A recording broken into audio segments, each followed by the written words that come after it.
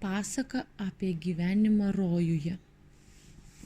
Seniai, anapus pasaulio ribų, kur saulė niekada nenusileidžia, o upės čiurlena dangiškas melodijas, egzistavo rojaus sodai.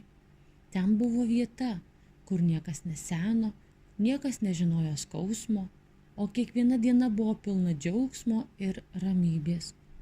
Soduose gyveno jaunasis Elaras, smalsus, bet vienišas sielos klajūnas.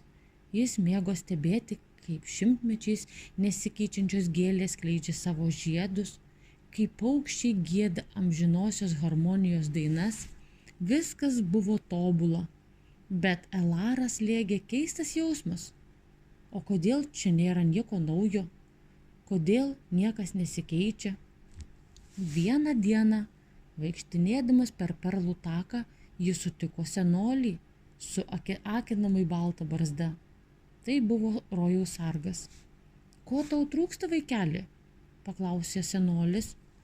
Nesuprantu, kodėl viskas čia taip tobula, bet jaučiuosi tuščias, atsakė Elaras.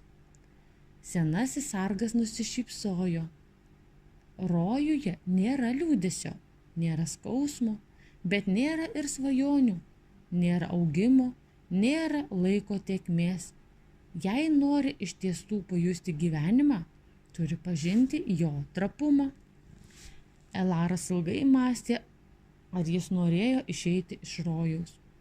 Kitą rytą jis atsibudo, bet jau kitame pasaulyje. Ten, kur medžiai numeta lapus, kur žmonės juokiasi ir verkia, kur kiekviena akimirka yra nepakartojama. Ir tik tada jis suprato, rojaus esmė netobulybėje, o tame, kad gali rinktis savo kelią.